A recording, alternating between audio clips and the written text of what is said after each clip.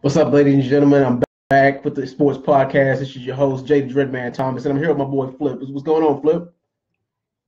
Not much, man. Just waiting for the Super Bowl to go down already. Oh yeah, for the off season. Yeah, you and everybody else, because it's everybody's anticipating the off season just as much as the Super Bowl. And just some breaking news. It looks like the Patrick Mahomes era is starting early in Kansas City, and looks like Alex Smith is going by the wayside. He's going to the Washington Redskins. What are your thoughts on that? I don't care about the Chiefs. I hope they start Mahomes. Yeah. That makes my division easier. But Alex Smith to the Redskins, I don't know about that one, man. I feel like, I mean, I guess, because you're losing Cousins, so you just grab up any quarterback you can. Yeah. But, yeah, I'm more excited about where Kirk Cousins is going than Alex Smith going to the Redskins, to be honest. Oh, yeah. And this is where it's going to get exciting, because I want to play a little game with you guys tonight. And I played this game last year. It's called Keep 'Em or Cut 'Em. We talk about players, even coaches and offensive coordinators who are on the chopping block or who are going to be giving up to free agency. Anyway, Alex, not Alex Smith, but Kirk Cousins. If you're the Washington Redskins, what do? Do you keep him or do you let him walk? You let him walk. I mean, you're not gonna pay him over $100,000 while you got Alex Smith on your roster. Yeah. So I mean, definitely let him walk. I don't see why you would keep him after you just basically agreed to get another starting quarterback. So. Because you're not bringing in Alex Smith to sit on the bench behind Cousins. It's not like Cousins is injury prone this season. Oh yeah. Yeah. All right. Next. Yeah. All right. Yeah. Next on my list. Sam Bradford. If you're the Vikings, what do? Do you keep him or do you cut him? You let him walk, or do you trade him? You know, I had them keeping him last week, but after hearing Waz's explanation. I could definitely see them keeping Case Keenum and Teddy Bridgewater and getting rid of Bradford, because they had him at the start of the season. He got injured, never came back.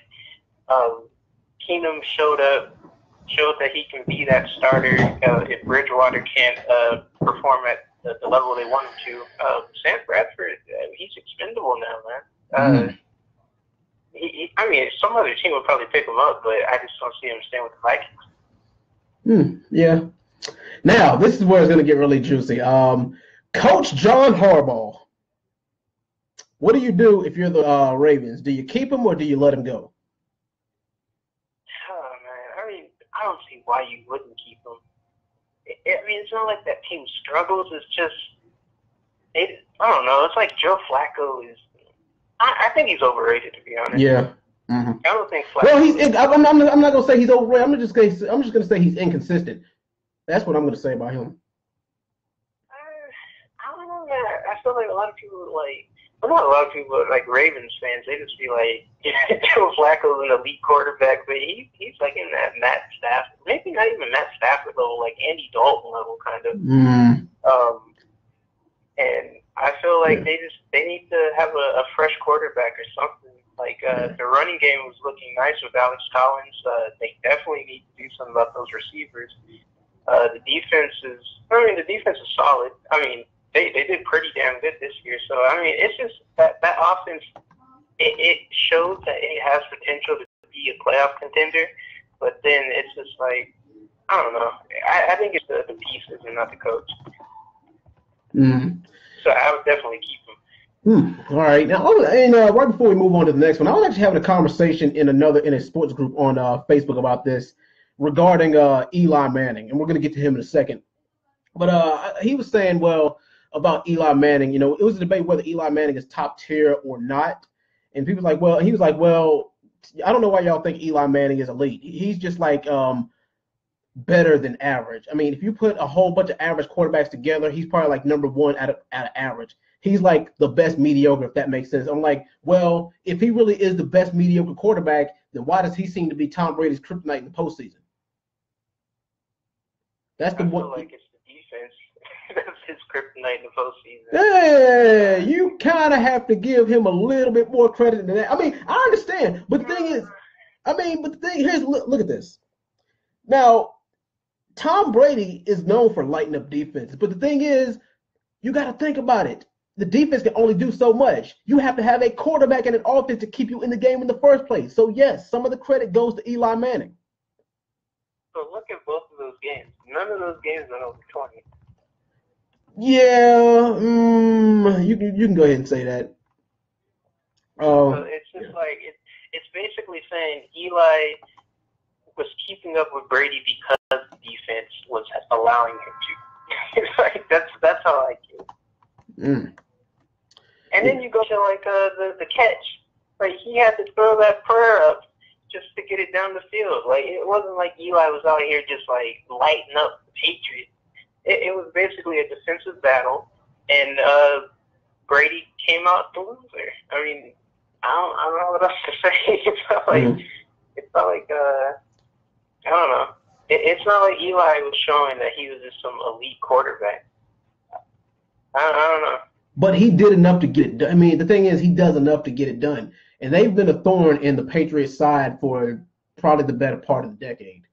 But that's basically what you're saying. He does enough to get it done. He's not like that quarterback you rely on to drive down the field in 2 minutes. He's the quarterback that you expect to maybe get like a touchdown or two, maybe get you down to field goal range, but he's not gonna like. But hey, I don't know. Hey, less is more. Less is more in some situations. He's not bad. I'm not saying that Eli is bad. He's just not like an elite. All right. I'm taking him over Breeze and Brady kind of quarterback. All right. If you have a top 10 quarterbacks who are active right now, where is he on that top 10 list? Is he last? Is he number 9, number 8? Because I'll be honest, he is in my top 10, but he is last. I wouldn't put him in my top 10. You wouldn't? Really? Who would you put? I mean, all right. I can go down the list real quick. Let's see. Brady, Breeze. Brady, Breeze. Roethlisberger. Wentz. I'll put Phillip Rivers over him. What's called is at least top 5 too. Aaron Rodgers. Aaron Rodgers is top 5, if not top 3. Yeah, Aaron Rodgers, obviously. I can't decide who. I mean, because here's my top 3. My top 3 right now are I can't decide who to put in my top 3 though, because my top 3 are Brady, Roethlisberger. Now Brady, Brady, Rodgers, and Roethlisberger are my top. Yeah, Brady, Rodgers, and Roethlisberger are my top 3. I think I would do Brady, Rodgers, Breeze.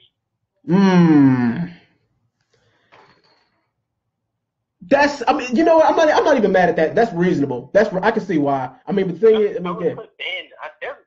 Ben's definitely like top 7 for me. Ben's top 5 for me personally. Yeah, I can see that. Oh, we got Russ over Eli. Eli is like close. I mean, you would be top 15. It's not top 10. Like I said, I mean, if you put him in the top 10, you got to put him at either number 8, 9, or 10. Because, like I said, you got Cam Newton on a good day, you got Matt Ryan, you got Russell Wilson, you got Carson Wentz. I mean, we're just talking currently now. We're just talking about the past year or two. So, yeah, you might want, but the thing is, if you just have him as the 2017, 2018 Eli Manning, then you don't put him in the top 10 at all if you're just talking just this year. Yeah, we're going by career. I would say top 10 current quarterbacks here. Yeah. Mm-hmm. And speaking of which, if you're the New York Giants, what do? Do you keep him or cut him? Keep him. Mm-hmm. You got new management there. You don't want to butcher your first year as a new manager, right? And a new coach. You want to keep the guy who's been consistent. He knows his wide receivers, and he's shown that he can go out there and play. All right. Now, this is where it's going to get a little bit tricky. Who do you keep and who do you cut? Brock Osweiler or Trevor Siemian? Which one do you keep? Which one do you cut? I think they keep both of them, to be honest. This is hard. Me, I say you start. You're gonna be mad at me for this, but I say start Osweiler and bench Trevor Siemian. I would say cut Trevor Siemian and start Osweiler. And, no, actually not even start Osweiler. Look for a quarterback in free agency. Probably Kirk Cousins, to be honest. Like, I feel like either the Browns or the Broncos are going to pick him up. And, I mean, Kirk Cousins is an upgrade for the Broncos, but let's hope it doesn't happen because that's the AFC West. Yeah. All right, next. I talked about this guy last year too. Darius Hayward-Bay for the Pittsburgh Steelers. Do you keep him or cut him? Now, here's the thing. The Pittsburgh Steelers receiving core is stacked, and the thing is, he's on special teams more than he's receiving on the main receiving core because look, they got Brown, Bryant, Juju, Eli Rogers. Eli Rogers, he might be on the chopping block too. I'll talk about him in a second. But me personally, I say you keep him because I mean he might not see a lot of playing time, but he makes plays. He's reliable. He's durable and doesn't get injured. And most of all, he's cheap. I mean, he had a three-year contract for $10 million. I think. The thing is, if anything, you keep him just because he's cheap and he's useful. But yeah, what do you do with the Pittsburgh Steelers with Darius Hayward-Bay? Do you keep him or do you cut him? I would cut him. Really? I don't feel like. What do you do if? I'll let you go. It's 3 years. Is he getting paid 3 years? 3 years, $3.8 million. Okay, yeah. That's cheap. Once again, he's cheap. I mean, yeah. I thought it was $3.8 million per year. I was like, oh, cut his ass. Yeah, no, I'm saying like $10 million for 3 years. That's $3.3 million a year, roughly. So yeah. No, it's 3 years, 3.8. Oh, really? That's cheap. They got him for $1 million a year. Yeah. Yeah, that is cheap. So. Yeah, I would definitely keep him. I was going to say if his contract was too high, then just cut him and start grooming some receivers on the practice squad. But other than that, I keep him. Yeah. I don't see why not. Yeah, but I mean, it's one thing to keep, keeping the receiver. The thing is, if it's one thing that the Pittsburgh Steelers know how to do is draft wide receivers. Nobody's going to dispute that. But it's like, what do you do if, in the draft, because you got to remember the draft is coming up. In the Pittsburgh Steelers, they always, draft a receiver. And, I was confounded when they drafted Juju Smith-Schuster. I'm like, Juju Smith-Schuster, why are you going to draft a high end? It's like, why? I was confused by that. But then I'm like, okay, he shut me, they shut me the hell up. Because now, if you are, now let's switch gears a little bit. Me personally, if you're the Atlanta Falcons, what do you draft? Me personally, I think that you draft you spend the time building that O-line. You have got to protect Matt Ryan. That's what I think you do. You got to protect Matt Ryan. So I think that you spend that draft building his O-line. Yeah, I agree. Their defense has shown that they can be solid. You just get tired real quick. So the best way to counteract that is just to be able to have your offense on the field a longer time. So I see them definitely drafting some old linemen, protect Matt Ryan, give Julio some time to get downfield. Definitely needs to happen. Now, this is where it's about to get very, very juicy, my friend. Brace yourself for this one. Are you ready? Yep. Dez Bryant. Keep him or cut him? Cut him. Ooh. Cut. Oh my goodness. You went there tonight, didn't you? All the cuts. Just not worth it. He's going to ask for too much money. He's not playing for that money. The dude's washed. Go draft a wide receiver if you need one that bad. Or pick one up in free agency that's not going to be as expensive as what Dez Bryant's probably going to ask for. He's too old now. He's not he's not old. He's 30. I think he's 29, 30. Yeah, he's 30. So, he's still got maybe 3-4 years left in him, but he's not a good fit for Dak. Yeah. And he needs to go somewhere else to live out his final contract. His final big contract, let him get that somewhere else because you're not going to pay him if you're Dallas. Yeah. I have no problem paying you what you're worth if you can actually produce those numbers. I got no problem with that. Le'Veon Bell, once again, Le'Veon Bell, don't worry. We will get to him in just a second. But yeah, I mean, I don't have a problem with Dez asking for money. I mean, if the thing is, if he can shut his ass up, because the thing is, it's off the field issues with Dez Bryant. I mean, the thing is, his off the field. I mean, the thing is, what he's dealing with off the field is affecting his performance on the field. That's what killed him this year. And like I said, I've been saying this ever since like the first couple of weeks of this season when it started. Him and Dak don't have the chemistry that him and Tony had. They just don't. They're just not clicking. But I mean, I think that because he had the franchise tag on him. He had a 5-year contract for what, $80 million. So that was what? How many $1 million a year? Yeah, $15 million a year, roughly, something like that. Yeah, I think my math might be just a little bit off, but you guys see what I mean. But yeah, yeah, I think the thing is his 5-year franchise tag is over, which is why he's a free agent. He's up for free agency this upcoming off season. If he isn't going to put up those numbers, then I say you cut him. But if you want to give him another chance, I say you sign him to a 2-year deal, but you do it within the $10 to $20 million range. Or you just backload his new contract. Yeah, I mean that's even. Yeah, that's. I think that's probably just as good of an option, maybe even better of an option. Next up, Le'Veon Bell. Now he says that he wants the franchise tag. Franchise tags are hard to get because I mean, if you get a franchise tag, that means that you're locked in for at least 3 to 5 years for over $50 million. I mean, at least, and that's you have to.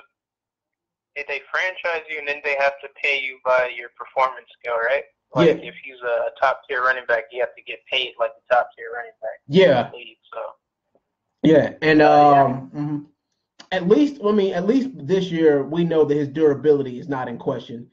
He was a little bit questionable the first couple of years, but thing is, like you could say the AFC North is kind of banged him up. The AFC North is is pretty tough football, probably the best defensive division in the league. But I say you re-sign Bell to. I say give him a 2-year deal. Huh? Hold on, I just read something. It says he's threatening to retire if they franchise tag. What? Yeah. But I thought that's what he wanted. No, it said he made it perfectly clear he has no interest in playing under the tag, so he's going to retire or threaten to retire. I think that Pittsburgh is going to do what the hell they need to do to keep him. I don't think that. I mean, because like I said, I've preached this ever since God knows when. You don't put all your eggs in one basket. This is a second franchise tag on him? They definitely need to pay him. Oh, yeah, definitely. I mean, because the thing is, him, Todd Gurley, and Tyreek Hill, I mean, and not Tyreek Hill, but let's see, him, Todd Gurley, the top 3 running backs this year. Him, Todd Gurley, and who else is here? Yeah. Let's see. I can't think of his name right now because it's not. Yeah, there wasn't really a lot of running backs like that are not on their rookie contract, I don't think. Yeah, it's not a lot of them. But yeah, I say you sign him to a 2-year deal, keep him temporary. Well, not really temporary, but I mean, the thing is, Le'Veon Bell is worth the money. But of course, you got AB too. So, I mean, do they have the cap room for it? They should. It all depends on what they do in the draft because Juju at this point in his career, I mean, he's under the rookie contract. Rookie contracts are usually pretty cheap. Like I said, Darius Heyward-Bey, his contract's cheap. Eli Rogers is another one for the Pittsburgh Steelers. It's tricky. I don't really know what to do with him. I mean, but the thing is, because Pittsburgh Steelers, they run through wide receivers like toilet paper. I mean, they run through they run through wide receivers like toilet paper. I mean, at least they know how to draft them good. They know how to pick up some guy, some in trades. But because didn't you hear that Eli Rogers got injured? He tore his ACL in the game against the Jags. Mm-hmm. Oh yeah, he did. So he might not be back until like the second week of the 2018-2019 season. So me personally, like if you're the Pittsburgh Steelers, what you do is spend time beefing up that defense, mainly that secondary. I think. Well, I think you draft a high end corner, and then like any free agents, you see if you can get somebody in the free agency for the secondary, like Joe Hayden. Keep Joe Hayden. Artie Burns is hit or miss. I'm not so Mike Hilton. He's inconsistent. I'm not really sold on Mike Hilton. I mean, some people are saying that Mike Hilton might need to go. I'm not Mike Hilton, but Mike not Mike Hilton, but I can't think of his name right now. Mike, not Mike Wallace. Mike Mitchell, number 23, Mike Mitchell. Some people saying that they might need to give it to Mike Mitchell. You keep Mike Hilton because Mike Hilton is actually reliable. But yeah, if you're the Pittsburgh Steelers in the draft, you spend your time beefing up that secondary, definitely. Now, Phillip Rivers, what do you do? Do you keep him or do you let him go? Before we get to old Phil, I don't think the Steelers can keep Le'Veon. If he's starting to retire or sit out the 2018 season, I'm looking at their cap room. They have like -$4 million in cap right Good now. Lord. So he might get traded. I could see a trade if he's threatening to retire, if he won't take the franchise tag, if that's true. But that man is worth the money. I mean, look at what he's produced this year. He's definitely worth the money. They just don't have the money to give him. Yeah. Well, there's going to be a couple of guys who take a pay cut. They better, man. It better be Ben, too. Yeah, Ben is probably going to be the one to take the pay cut. Phillip? Yeah, Phillip Rivers. What do you do with him? Definitely keep him.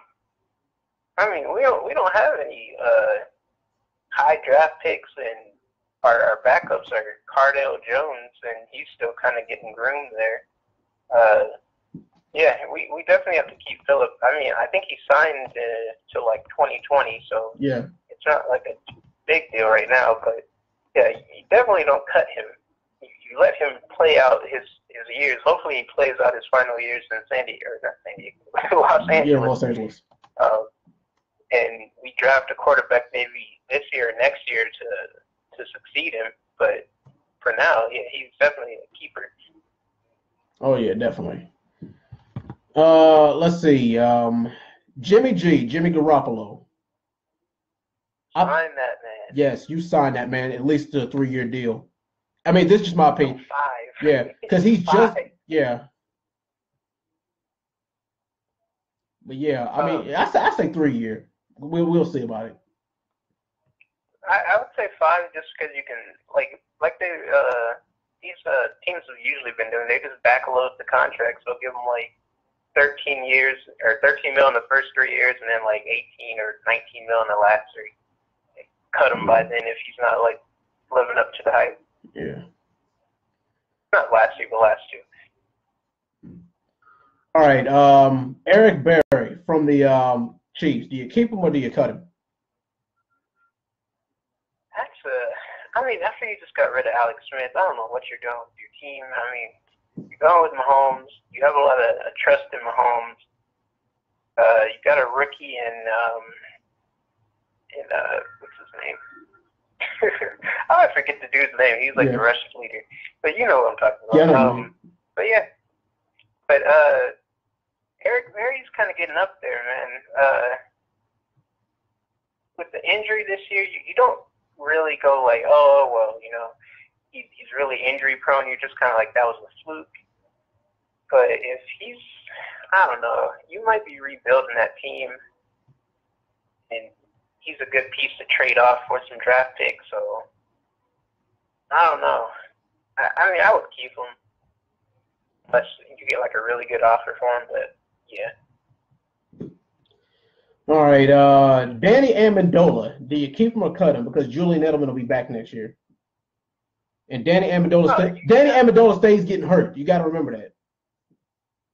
Yeah, but you definitely got to keep him. Really? Yeah. I mean, he knows the offense. He's cheap. Last I checked. I mean, Edelman's not really like Mr. Iron Man. Yeah. I mean, if Amendola comes back and he's like, hey, I'll come back for another like 1 or 2 years for maybe like $2 million max each year, sure, why not? But yeah, he stepped in. He showed that he can run the offense with Edelman injured on the sideline, and they really needed him. I mean, it was him and Chris Hogan. Oh yeah. I trust him. I trust Chris. I trust Chris Hogan and Julian Edelman more than I trust Amendola. But you know. Yeah, you definitely do that. But I mean, Amendola is like that crutch just in case one of them gets hurt, because both of them got hurt this year. Yeah. So you're like, oh, I don't know about that. He's cheap and he's willing to take a pay cut probably. So hey, I'd keep him. Yeah. Ooh, we have another interesting one. Jimmy Graham. Wow. Oh, he's gone. He's definitely gone. Yeah, but the thing is, what do you do with him? I mean, does he go back to the Saints? No. That would actually be that to me. That's not a bad idea. Him going back, him being a Saint again is not a bad idea. But you never know who needs a high-end tight end. But he's probably going to be asking for some money. Yeah, and his numbers have dropped. His numbers dropped last year. He put up pretty damn good numbers 2015, 2016, but I mean this year his numbers dropped. Yeah, I mean I think you can get him for like a mid-level contract for tight end. He's not like the Gronk, Kelsey, Delaney Walker type or Zach Ertz type player. Yeah. Like he's not that caliber right now, so you can probably get him for like a little cheaper. Yeah. But I mean, the Saints do need a tight end, so I mean, I can see it. Yeah. All right. This is another good one. Sammy Watkins. If you're the Rams, do you keep him or do you cut him? I keep him. The person they need to cut is Tavon Austin. Oh, really? But I mean, he showed out in his first year.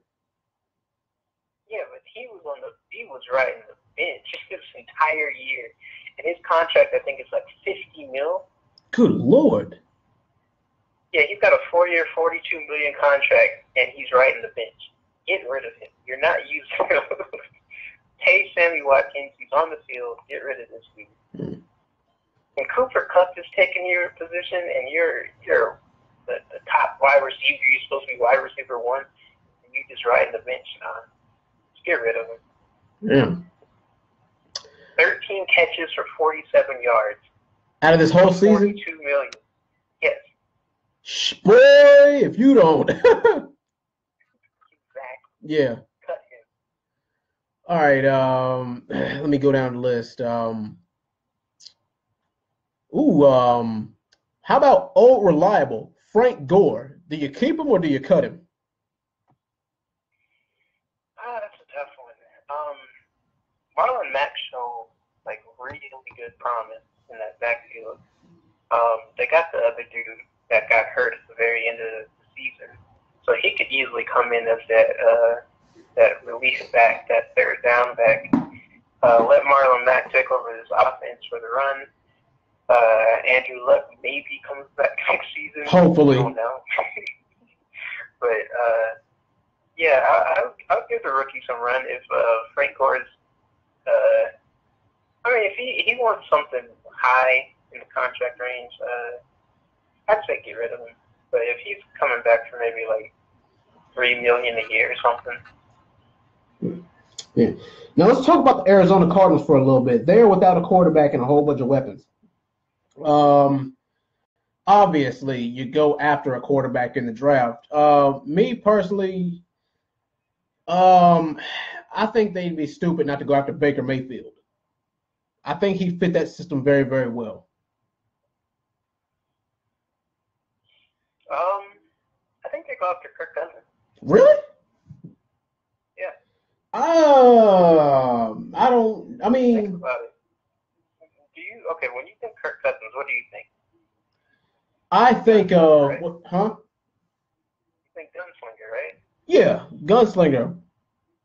Exactly. So if you look at the Cardinals' offense, they got J.J. Nelson, John Brown, Jerron Brown, and Larry Fitzgerald. So you got Larry for your slot receiver. He's there to get you that third down, maybe get you that first play to get the offense going. But you got your threats, your deep threats. And that's for Kirk Cousins like me. He likes to air out the ball. So if you got speedsters all around you, I mean, I feel like Kirk Cousins is like feeling at home in that offense. Hmm. And then you got Adrian Peterson back there. So yeah, Adrian Peterson. Yeah, they actually got two running backs back there. I mean, and David Johnson. Yeah, David Johnson and Adrian. Yeah. Mm-hmm. But I think Kirk Cousins, yeah, I mean, like I say, it depends. It depends on what you want. Do you start rebuilding now, or do you get a veteran? I think you rebuild after Larry retires. That's a good idea. You start rebuilding after Larry retires. Larry's got 2 years left, I believe. Yeah, he's got 2 years left. So, yeah, I could definitely see them going for, I mean, maybe like a one more chance to win now situation. Your young guys are kind of getting there. Patrick Peterson's contract probably is up soon. Yeah, I could definitely see them going for one last try. Yeah. Let's see. Let's do some coaches and some offensive coordinators and some defensive coordinators. Now, you know Marvin Lewis just recently got re-signed. God knows why. I have no idea. Marvin Lewis and Dr. Rivers are the same person. Oh, God, yeah. And Dick LeBeau, he recently just got released from the Tennessee Titans. His defense is outdated, I feel like. I don't think he's getting another job. It depends. Do you think the Pittsburgh Steelers could pick him back up? No. I mean, the thing is, you know what? But the Pittsburgh Steelers, they switched up their whole defensive scheme. They switched up their whole play style. Like I've said this before, they went. I mean, because the Pittsburgh Steelers went from a mostly defensive team, they're being known for having a fearsome defense, and now they've gone to a more offensive, style. But the thing is, I think they might have something to do with the way that the game is changing and times are changing, and it's not really about the defenses anymore. I feel like their defense is solid. It's not like. But it's not that defense that makes you put that defense from way back when that puts fear in your heart, like, oh no, you don't want to throw to this guy, or no, you don't want to get hit by that guy. Well, actually, they got a couple of guys like that. I mean, they got a T.J. Watt. The James Harrison. Era, like James Harrison and the Troy Polamalu. Troy Polamalu. Yeah. You were scared to run the ball because Troy Polamalu loved to run into blitz. The box. Yeah. But I mean, even that defense had its struggles because Polamalu couldn't cover shit. Yeah, but that's why you use him as a slot blitz. He's like Mike Hilton. Like you use him as you use him in the nickel. Like you use him as a safety blitzer. You use him as you blitz with the secondary. But the thing is, because you notice how Troy Polamalu got a lot of picks off of deflected balls. Yeah. I mean, he'll get one every, He'll get one every so often off of a bad thrown ball, or him just hawking the quarterback and keeping his eyes on him. Example: Joe Flacco. And I made a video about this from another podcaster named Bruce Blitz. Shout out to him, by the way. We made a video about 5 or 6 years ago on Troy Polamalu versus Ed Reed. And I said that Ed Reed is probably the better. I mean, it depends on what you. It depends on what you would look for as far as who's better between Troy and Ed. It depends. Do you want a safety who plays like a linebacker, or do you want a safety who plays like a corner, which is Ed Reed? Yeah, Ed Reed was the cover guy, but Troy Polamalu would hit you. He liked to hit people. Yeah. He didn't like to play that ball hawk role. Yeah. Like I said, I mean, if you want a coverage guy, yes, you get an Ed Reed. If you want a guy who can, back up the linebackers, or you need somebody to rush the quarterback in order to, stop, jam that run up, you get a Troy Polamalu. There's not, like I said, I mean, I don't really think one is I don't think one's better than the other one. I think it's all preference. But what do you think? I but I think overall I'd take Ed Reed. I mean, like I said, I'm not mad at that because I can see why. It is kind of against code to be, to like a Ravens being a Steelers fan, but I mean, Ed is probably in my top 5 corners. I mean, in my top 5 secondary ever. Let's see, him, Troy, John Lynch, Steve Atwater, and Ronnie Lott are probably my top 5, secondary people ever. Sean Taylor's an honorable mention. Brian Dawkins. Oh, Weapon X. I forgot about Brian Dawkins. Brian Dawkins and Sean Taylor are my honorable mentions. Yeah. Let's see. Here's another one. Ooh. Let's see. Tyrod Taylor. What do you do with him? I mean, I don't even know if the Bills like him. I don't know if they're committed to keeping Tyrod on that team. Honestly, I'm scared to say drop him because I don't feel like another team would pick him up. Maybe they pick him up as a backup, but yeah, he'd see no playing time whatsoever. Yeah, I feel like they just need to keep him, and he needs to make a strong case for another team that next season because I feel like he's on the chopping block for his career. Yikes. And of course, last but not least, we discussed this last week. Nick Foles. Now, if they win the Super Bowl, do you keep him? I say you keep him, but you put him on the bench as that, that ace in the hole, that, when all else fails type of guy. I'd say if the offers are there, trade him. I feel like the Eagles are going to show a pretty decent show, or they're going to have a pretty decent showing in the Super Bowl. I feel like he might end up with like three touchdowns, and a lot of teams are going to look at it like, oh, he was up against Brady, and Brady's going to be gone soon. This guy, he could lead our team to the Super Bowl. He's shown that he's not going to break and crack under pressure in the playoffs. He's a playoff quarterback. We can give like a second or third round pick for him. I mean, if you're the Eagles, do you really pass up a second round pick for a backup quarterback that might not play? Because Wentz is probably going to be fine for 16 games. Yeah, but like I said, you really better, protect Wentz. You really have to. Yeah, you take that second round pick and you either bulk up your O-line with some backups because your main guys are getting hurt, or you get some more defensive players. To be honest, yeah, get another corner because that one dude was getting burnt. Yeah, he was getting burnt by everybody. But I would say build the defense with some draft picks you get from trading Foles. If you have a Super Bowl team, I mean, it's not like Wentz is some terrible quarterback and Foles is outplaying him. It's just an unfortunate injury. Yeah, and and Foles just happens to know the system, which comes in handy. Yeah. So you trade him off, get some picks for him, finesse some team that needs a quarterback because he's probably going to struggle there, and get back to the Super Bowl. Yeah, let's see. Well, that'll do it for keep him or cut him. Now let's go on to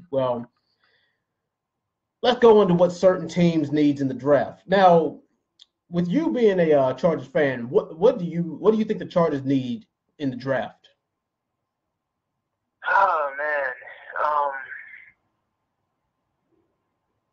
that's a tough one. I feel like we need linebackers because. Yeah, your secondary is good. Your secondary is fine. Our secondary is perfectly fine. We got Jason Rhett coming back in. Yeah. So we don't even know where we're going to put some of our corners at. Our safeties are decent. They can get the job done. But our linebackers are just always hurt. Our O line's showing promise. We can get to see our rookie lineman because he got injured in the preseason. Yeah. So I mean, we still got to look out for him. So I wouldn't say go draft some more O linemen like that. I would say go get a defensive tackle and some linebackers. Yeah.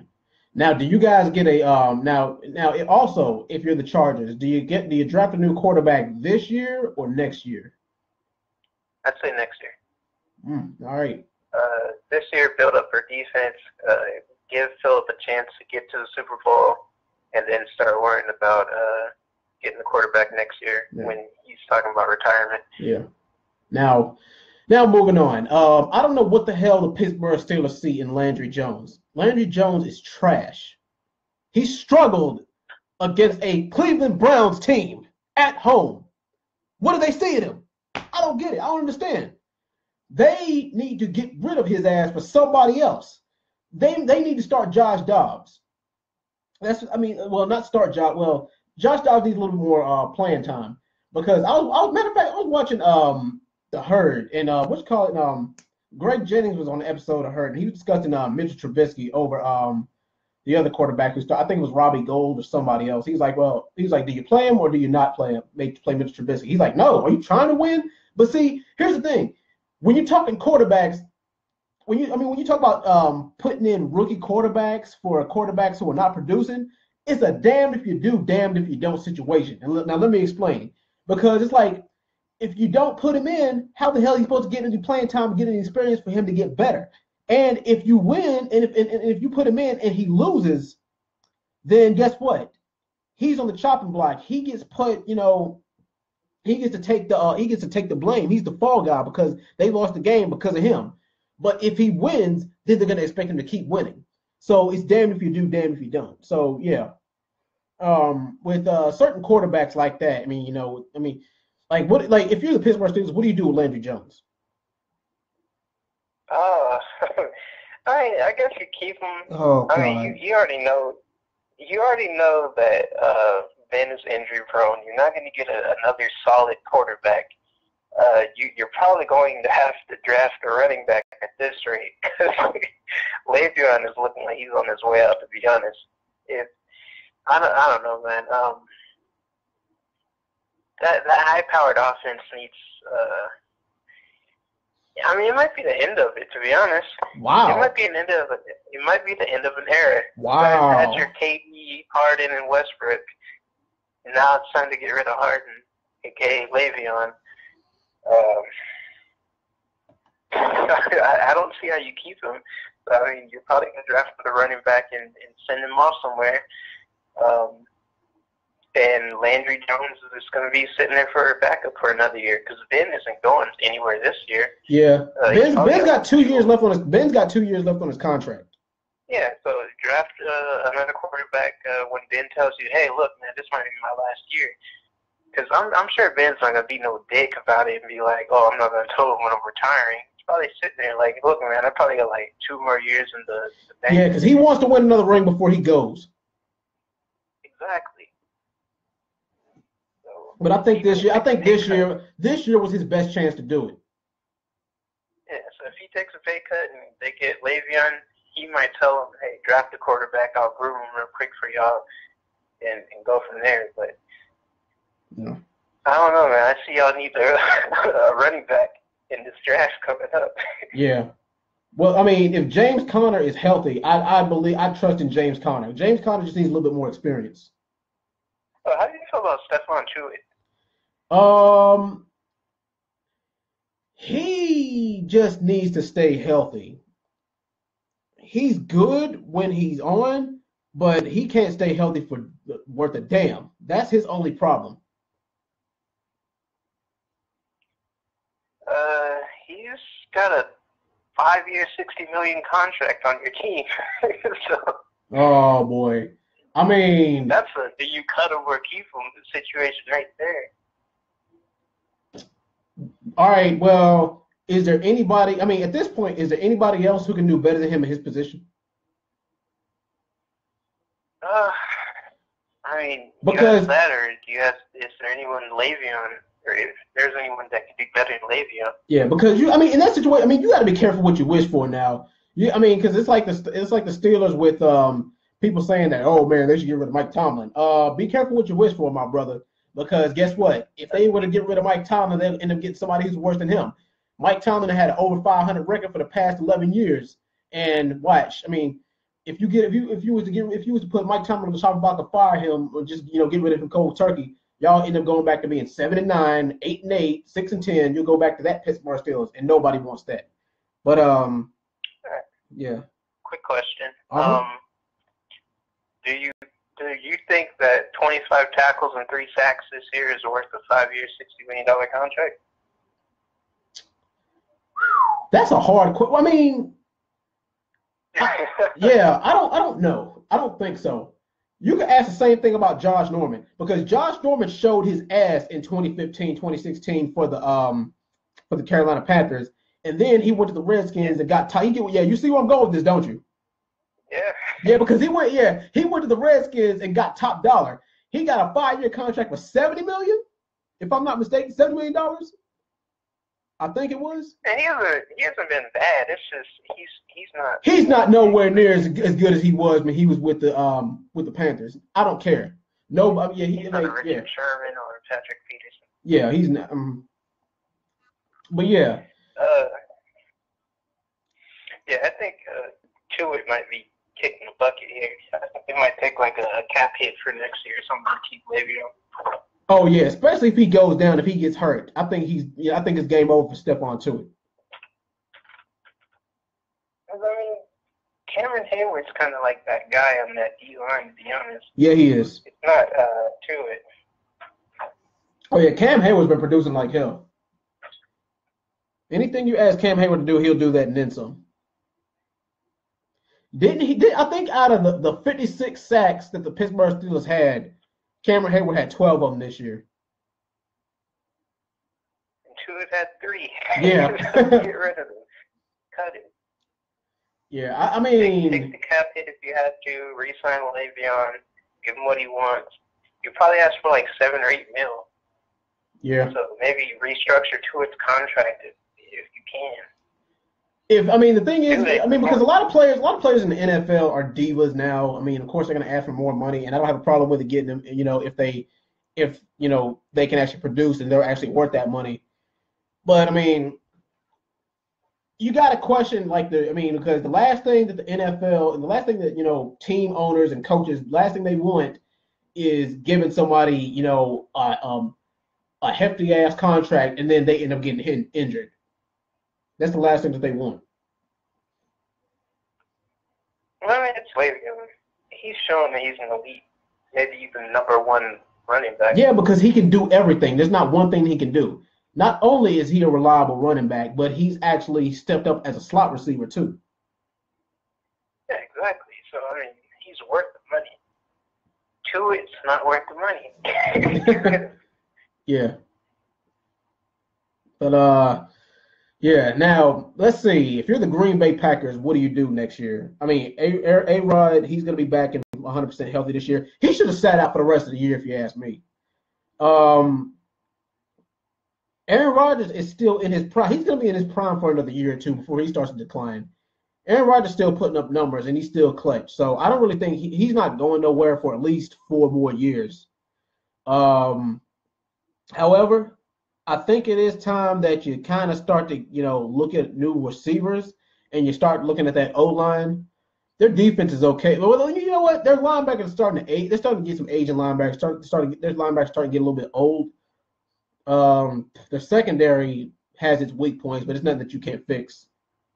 But I think that next year that the Packers might actually be back on top of the NFC North. But what do you think?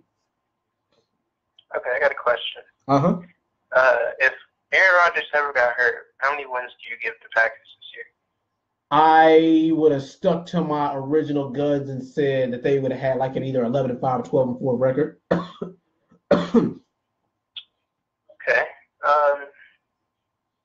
Yeah, I feel like their offense is really good when it's Aaron Rodgers running it. they have a running back game. They replaced the running back like 3 times and they all performed. So I don't see that being an issue. Their O-line is solid. So keep everybody there and just kind of build some pieces on the defense. Maybe either the secondary or just build a D-line so that, the pass rush is there so the secondary has some time to, cover. Yeah. Yeah. I don't really think they got too much. I don't really think they have too much else to do, or too much else that they can do, because I think they're a playoff team. Yeah, but the thing is, NFC North football, those guys beat each other up. They do. Yeah. I think in the NFC, the NFC they might be probably one of the most fit. I think the NFC North and the AFC North mirror each other in play style.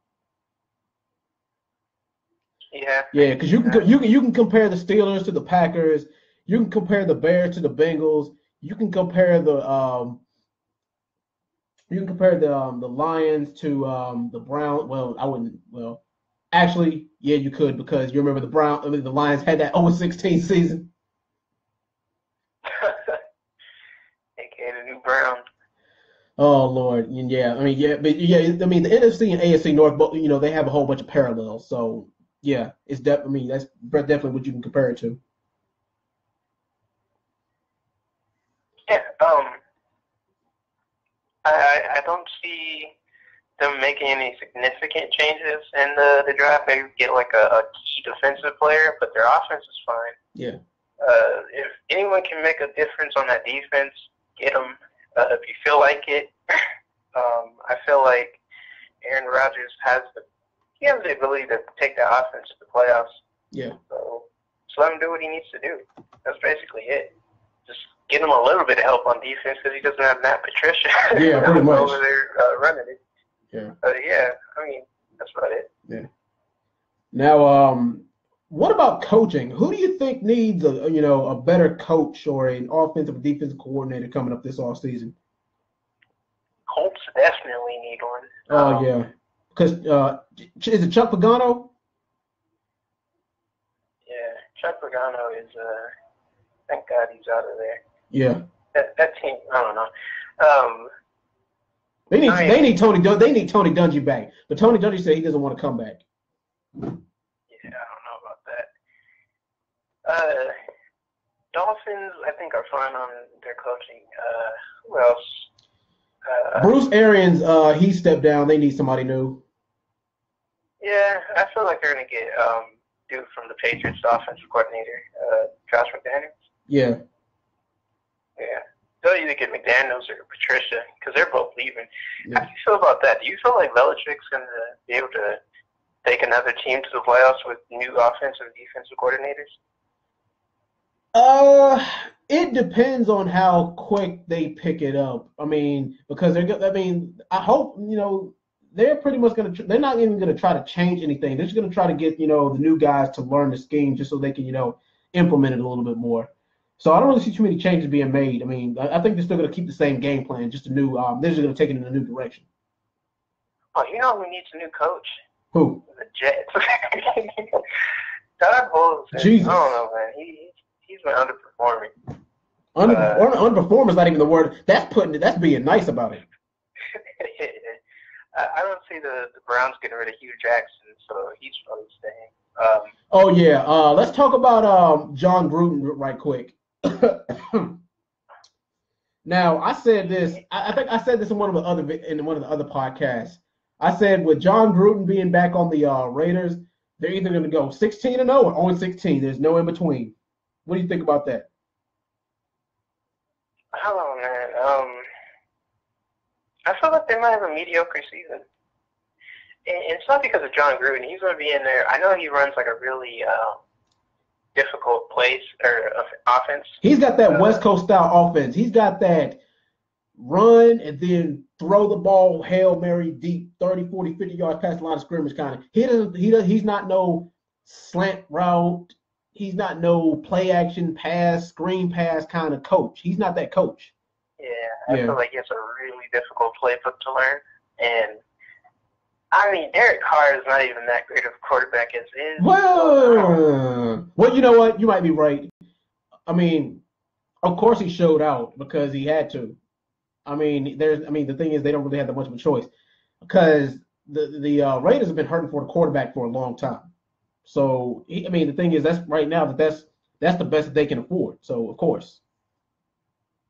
Yeah, I feel like it's just gonna take Gruden maybe like 2 or 3 years to kind of find that offense that clicks because his playbook is just gonna be really difficult to learn.